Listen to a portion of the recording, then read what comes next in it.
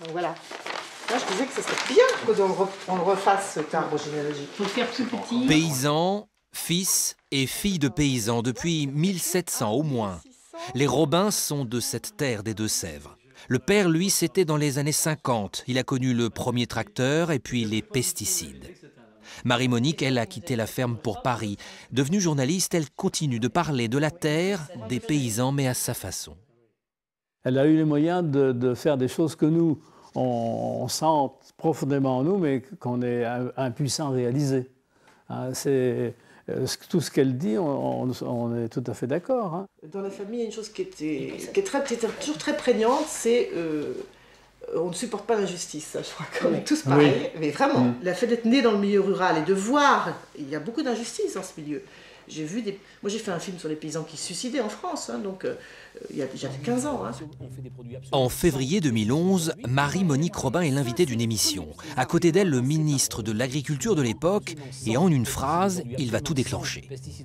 Ne faisons pas croire aux Français qu'on pourra cultiver des pommes, des poires ou des fruits sans aucun pesticide. Ça a toujours existé et ça continuera à exister parce que sinon, vous ne produirez pas suffisamment. Alors, la réalisatrice va se prendre au jeu. Elle a fait un tour du monde à la recherche des paysans qui cultivent sans pesticides, et il y en a, du Japon au Sénégal, de l'Allemagne au Mexique. Comme nous avons ici une grande diversité d'aliments pour les insectes, ceux-ci s'attaquent un peu au maïs, un peu aux haricots, un peu aux citrouilles ou aux herbes qui poussent dans la parcelle. Au bout du compte, ils ne constituent jamais un problème. C'est le problème des monocultures. Si tu fais du maïs et du maïs, finalement les parasites sont de pire en pire. Et tu dois utiliser tellement de pesticides et d'herbicides que c'est très mauvais pour l'environnement. Si on reprend le mot militer, ça veut dire partir en guerre. Milito, en latin, ça veut dire partir en guerre.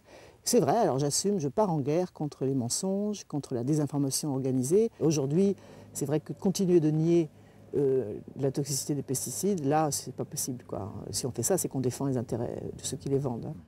Marie-Monique Robin continue son chemin, son combat avec ses films. Cela se passera au Parlement européen, à New York ou ce soir, dans un cinéma de Parthenay.